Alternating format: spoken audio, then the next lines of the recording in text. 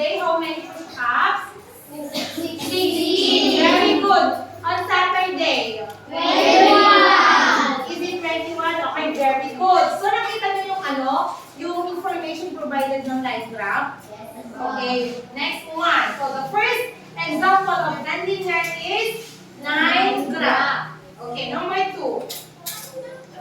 Bar graph. Okay. What's the rate? Benedict.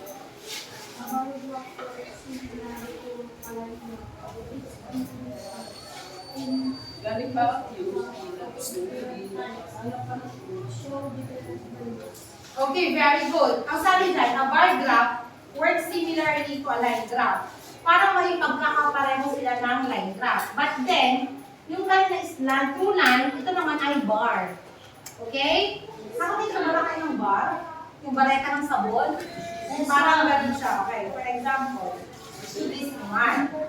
Kaya siya tinawag na bar graph kasi para siyang bar. Naintindihan niyo po? Okay, let's study.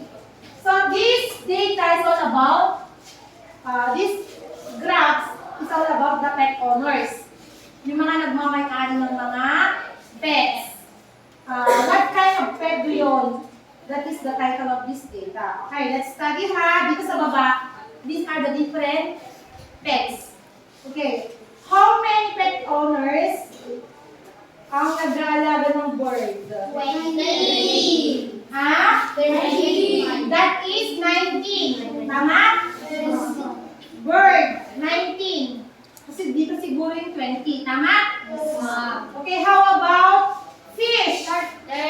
Fish. 29. Is it 29? Yes, very good. Cybrids, how about the pet owners of dog? How many? Very good, 34.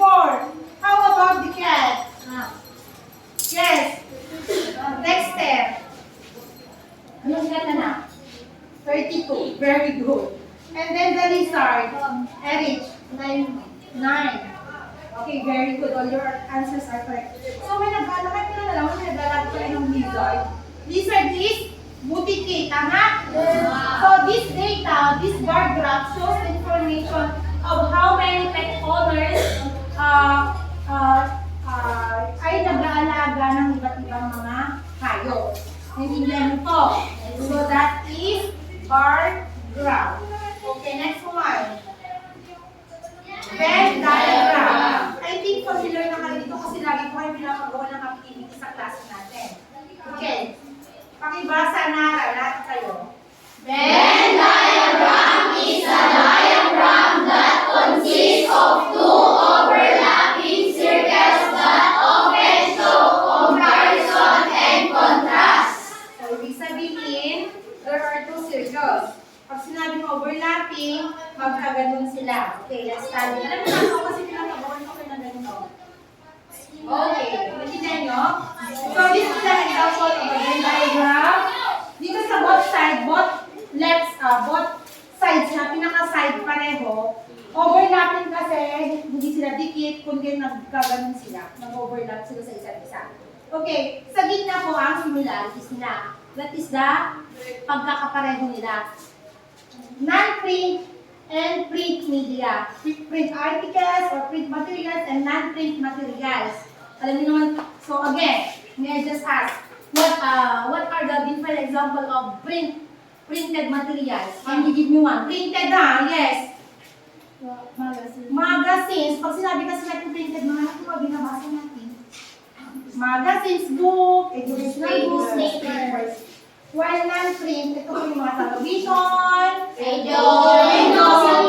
Yes, very good. Now, on what sides are the differences? Yung pagkakaiba nila. Let's study. Sa similarities, we have pareho daw. Both are sources of information about a particular topic. Tama? Pareho nagbibigay sila ng information. Tama? Yun yung pagkakapareho nila or similarities. While, on the other differences, under print, it is printed in hard copy.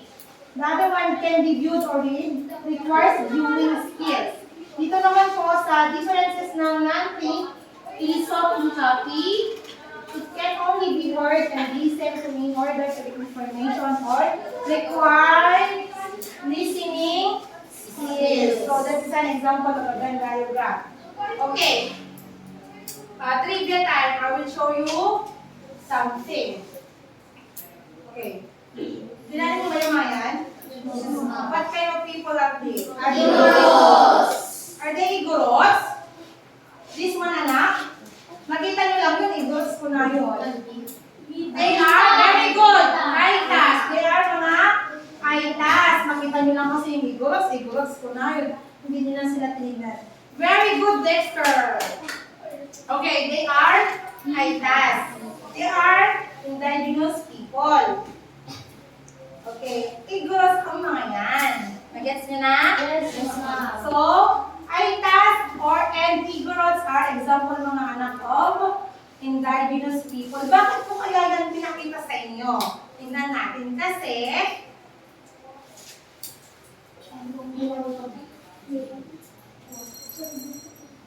Excel. These two pictures are both indigenous people or mga IPs. Ano ka ba yung mga IPs dito sa ating lugar? Meron mga, sino yung mga taga-kasalatan dito? Yung mga Gaddang, Ibana, Bisalis, those are examples of mga indigenous people. So, bakit po kayo pinakita to sa inyo?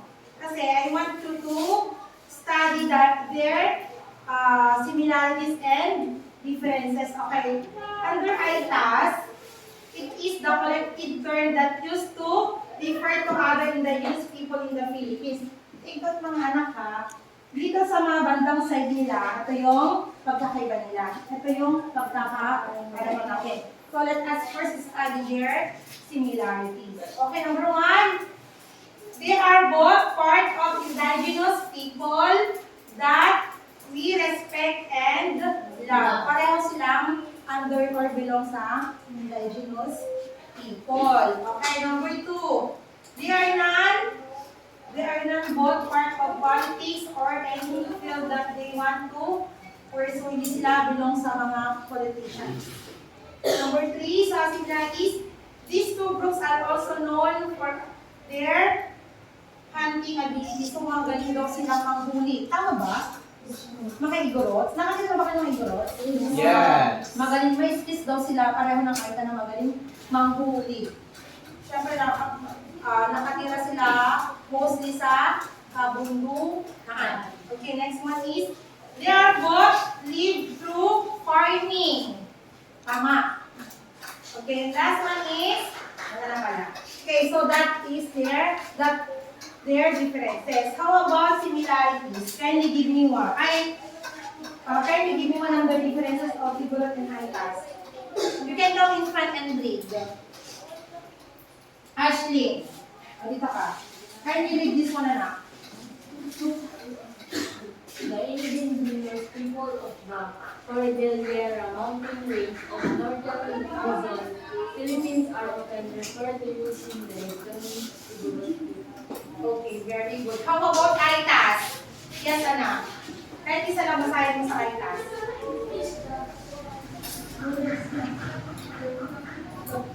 Use of them to other indigenous Okay, very good. So, naintindihan niyo po, anak? We just compare and contrast their similarities and differences. Okay, let's now proceed by using Venn diagram. Okay, let's now proceed to other example of indigenous people. Trivia time. Kilala niyo siya, di ba? Yes. Who is she? Wakod. Of course, nakita niyo na. Okay, Wakod. She is a 106-year-old tattoo artist. She is the oldest Mambabatok from Kalinga province.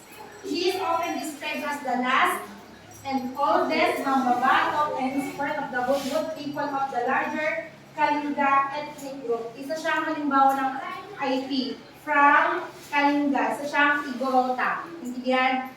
Sino siya? Aside from sa sinabi kong information na binasa natin. Magbigay nga kayo ng information na nalalaman niyo kay Wakod. Yes, Erwin. Ha? Tattoo artist, tama. Siya yung isang talaga nag-start siya ng 15 years old na nagtatato. Gamit kaya siya tinawag ng mga babato kasi, ito po, ganyan. Through charcoal. Yan. Yung parang kahoy na may lansa yata yun, tama. Tapos yun ang pinatatapo niya dito sa mga taong pumupunta sa kanya. Intindihan ko? Okay, another thing that I have. Okay, next example of nonlinear, we have the fourth one, pie chart. Nakakita na po ba kayo ng pizza pie? Okay, that's exactly the similarity of pie chart. Ganun na ganun. So, what is a pie chart?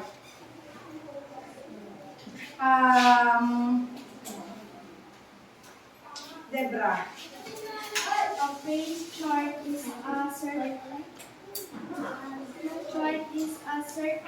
chart that is divided into fractions used to present proportions of O, sabi ko nga kanina, kung nakakita na kayo ng pizza pie, parang ganun siya. Isa siyang circular part, tama? Circular chart siya that is divided into fractions. For example, ganyan po siya. Okay, let's study the data.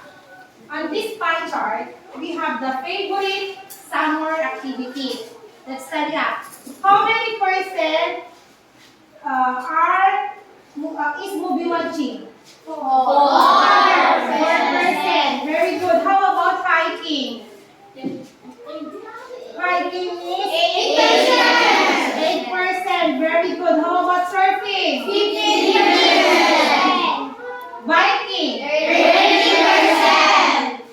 Swimming at the town pool? 27%. Very good. How about going to the beach? 33%. Okay. Napaka-clear naman siguro yung example natin ng pie chart, tama? Kabuuan siya, pero nahati siya into fractions.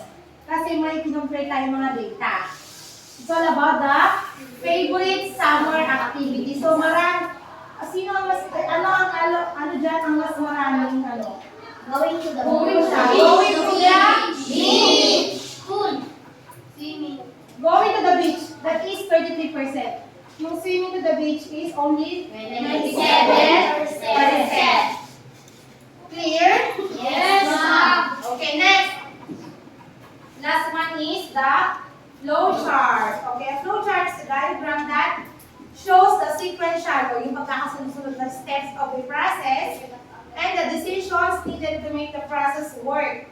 Within the chart or visual representation, every step is indicated by the shape. Ito yun. For example, this one.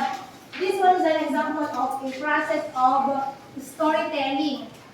Di ba pag nagkukwento tayo may steps yun, hindi mo sasabihin pag nagkukwento ka sasabihin mo na agad yung ending. Tama? Kayo ba pag nagkukwento kayo, paano kayo magkwento? Uumpisan nyo ba yung sa end na yung sasabihin ninyo? Uumpisan. Okay. Number one is, you must tell first the title. Okay? Next one is, setting. Saan ang location nung yung binasa natin? Saan naganap? And then the third one, who are the main characters of the story? Followed by the opening or the introduction. Followed by the main idea or climax, yung pinaka maganda ng part ng kwento. Resolution, yung papatapos na, and then the closing ending. Ngayon, can you give me what are the steps in planting corn in our barangay? Or kayo bilang, yun ang pinaka number one yata na nabubuhay ninyo is farming, di ba? What are the steps or process in planting corn? Ano yung nauna natin ginagawa? Erich. Pag-aaralin. Okay, very good. Sowing of the field. What else? Prepare the seed. Prepare the seeds. And then, the abono. Tama. After the abono, period, hintayin na ba natin siyang lumaki na lang? Or kailangan pa natin siyang after the abono?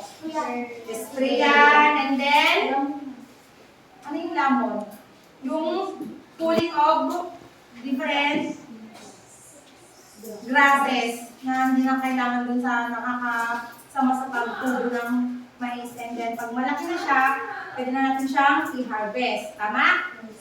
Okay, so that is the process or that are the process of planting corn. So that is under flow chart. This my process. Now, ito na. So, yung iba, nakangiti na lang.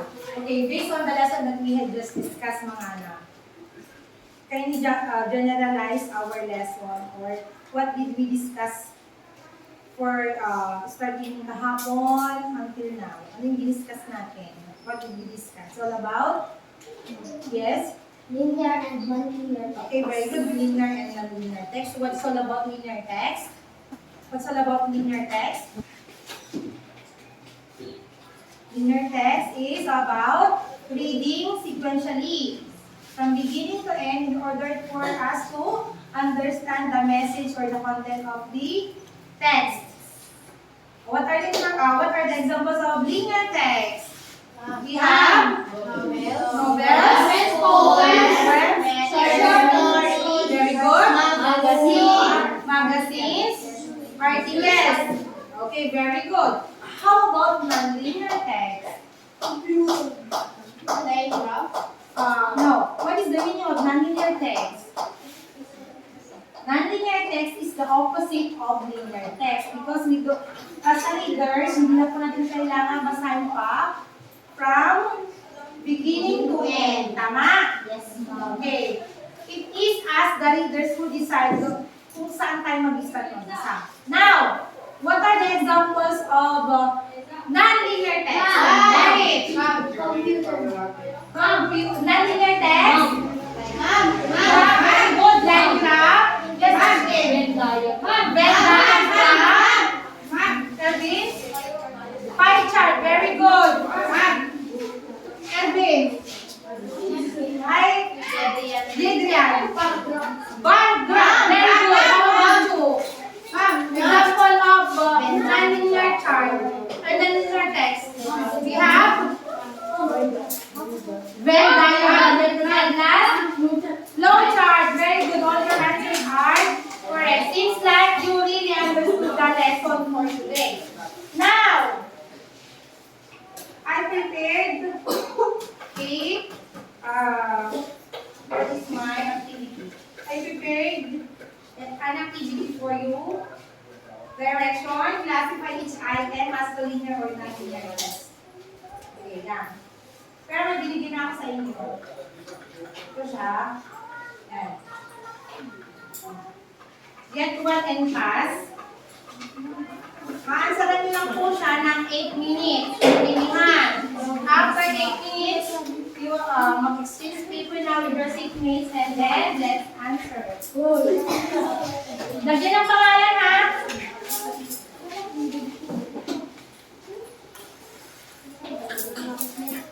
Lagyan ng pangalan.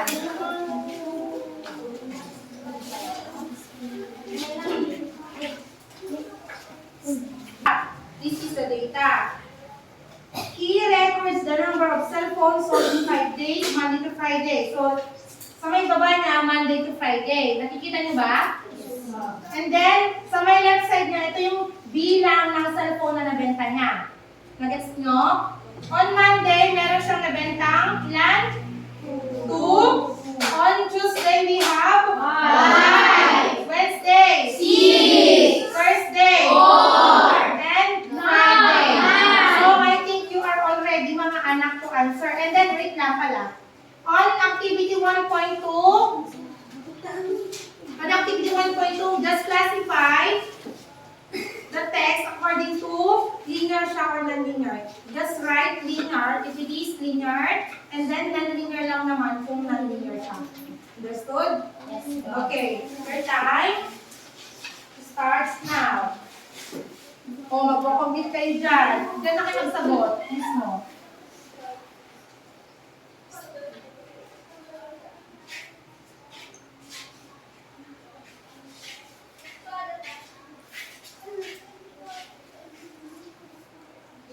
So number one question is, how many cell phones following 5 days. So, just add from Monday to Friday. And then, on which day were the maximum number of cell phones also? Pag sinabi maximum, yung pinakamarami. Number 3, how many cell phones were sold on Wednesday? 4, which day had the minimum sales, yung pinakamababa. And then, how many more cell phones were sold on Tuesday than on Monday? So, may computation po dyan.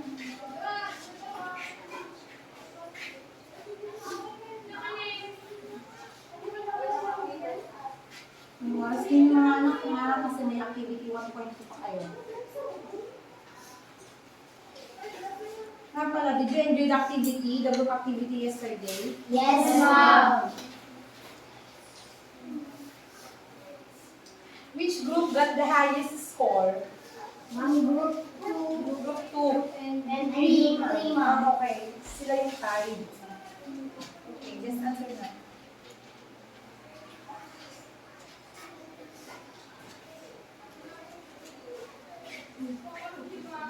Okay, sa likod na, after sa letter A, the back panel ako. Kailan mo yung oras naman na?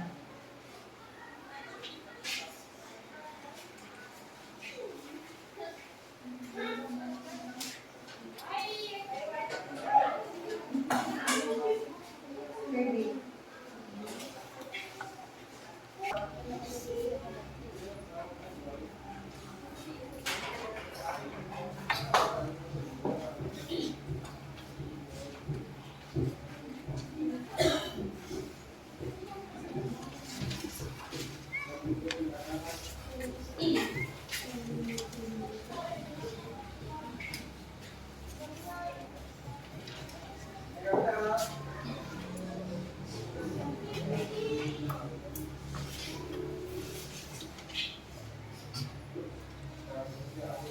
Okay, record na todo. Pag sinabi linear text, magbasa. Pag linear, ito mga graphs, charts, diagram, flowchart. Sino kaya mga perfect? Dilibre ko ng Jollibee. Okay, for 5 minutes left.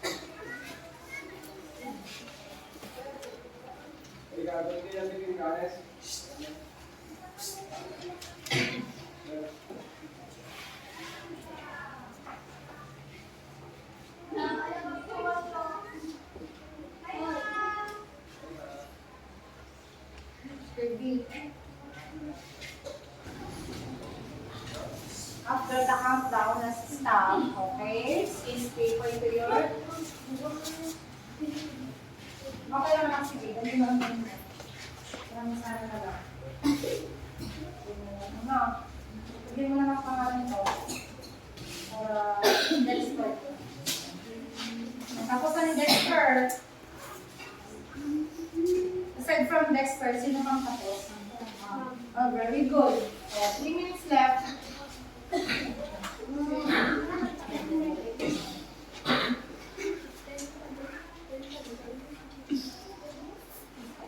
Okay, very good.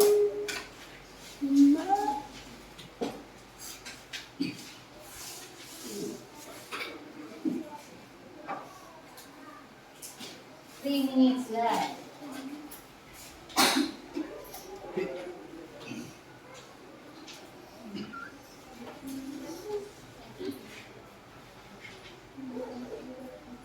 Reminders na tomorrow is Catch Up Friday.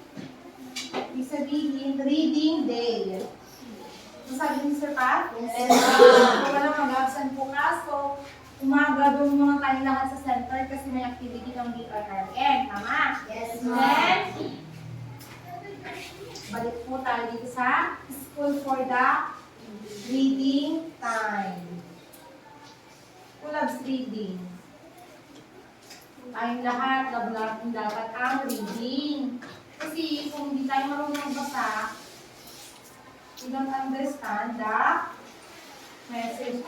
Hindi natin alam yung mga binabasa natin. Yes, bakit? Okay, mamaya. Kaya natin yung iba.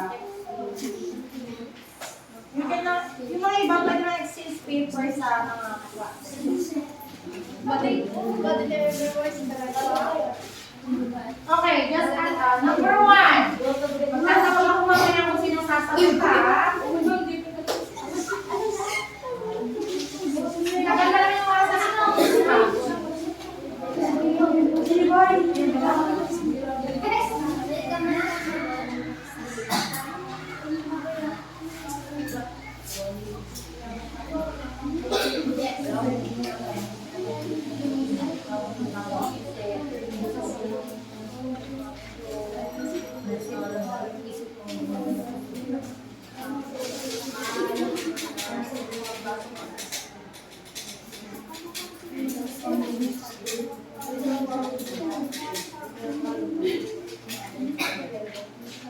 Nag-complete ba ang lahat? Yes, ma'am. Okay. Right corrected by half. Right corrected by.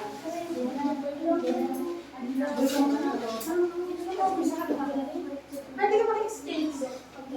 Tatlo kayo magkaka-exchange.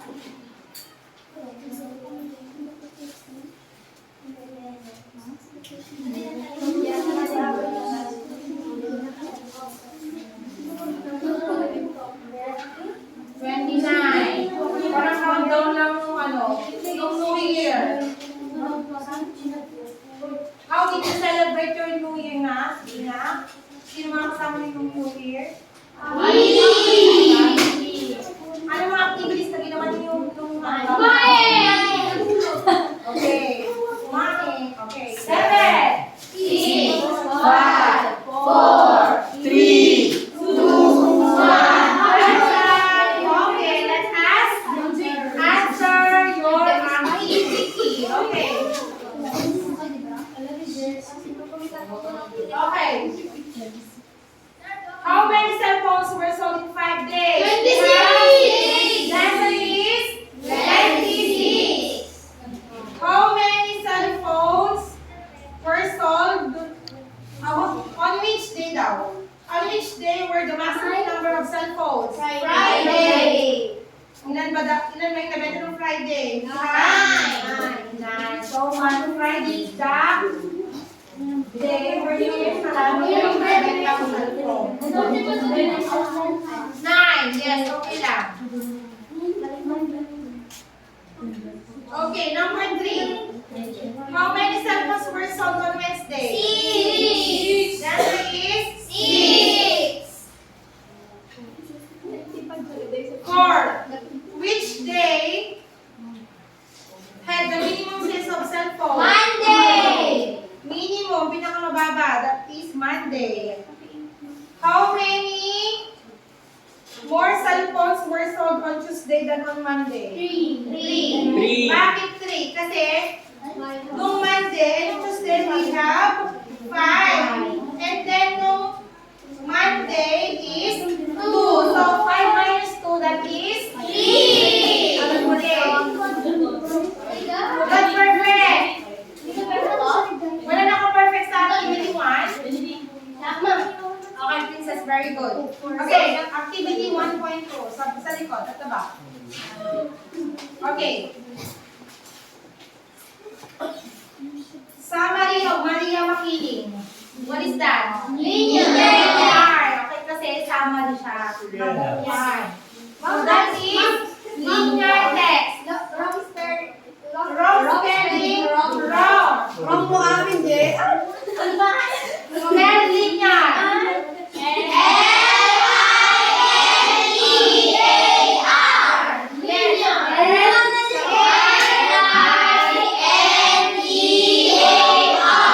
Okay, very good. So number 1 is linear text. Number 2, graph.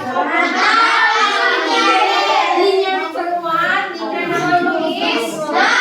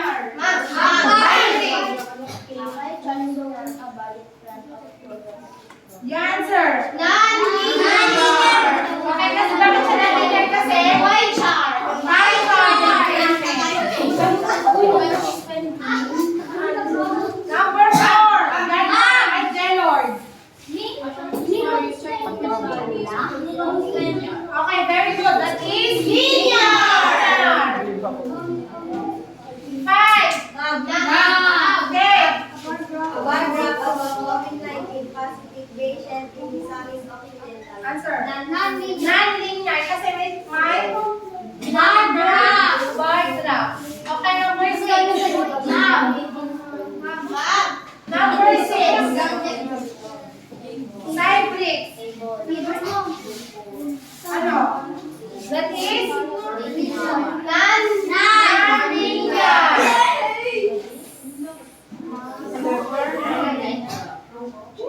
seven. What is line graph?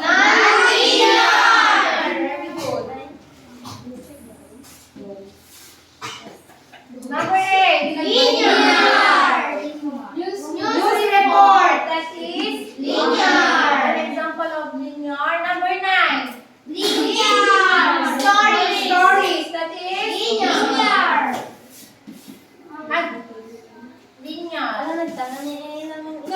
How about number 10? Stitch. That is linear. Okay. 2 points each. 2 points each naman na. Total of? Una kanina, 1 and 2, 20, and then 10. Tama? So, a total of 30 points. Go.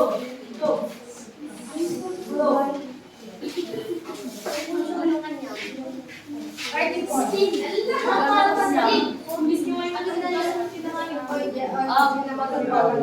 Okay, pass your papers forward. Your activity sheet. Come on, pass it forward. Pass.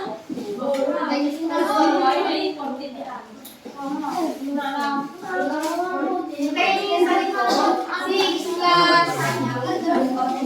Okay, pass it forward na. Ay, look at 30. Ay, princess of the princess. O, palakpakan natin. From 28. 26. Very good. 24. 22. 20. 18. 16. 14. 13. Ay, 12. 6. 10. 8. 6. Okay. Congratulations, princess.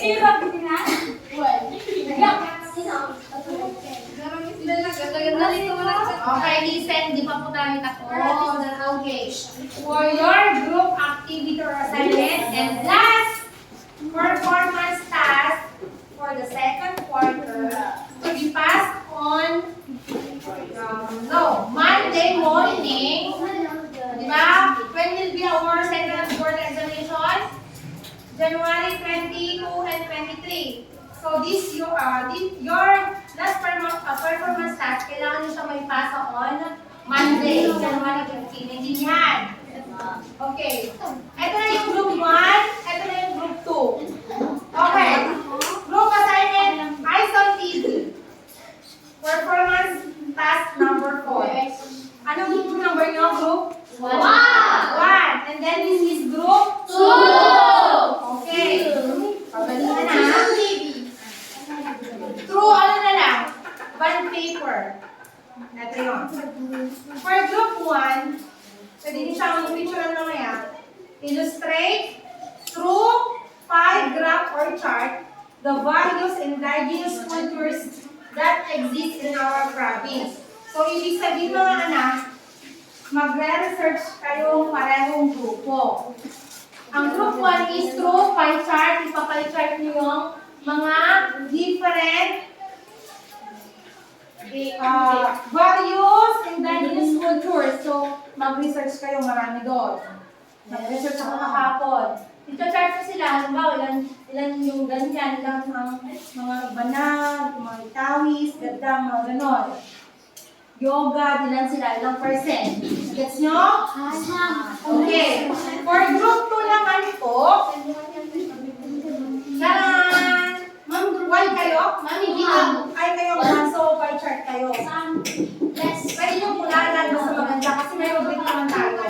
Group 2. Ayan, mga naka, group 1. Ilang percent ang Ilocano, yoga, titawis, iba ng paralan, Tagalog, and ganda. Igagrad ko siya through pie chart. Okay? For group 2 naman po, cultural similarities and differences. Using a Venn diagram. So, Venn diagram is two overlapping circles.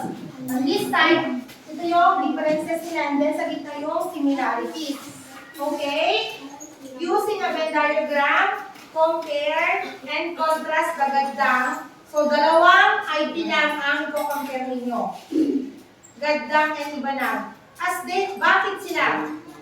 Bakit hindi kasama yung iba? Because they are the two largest groups in our province.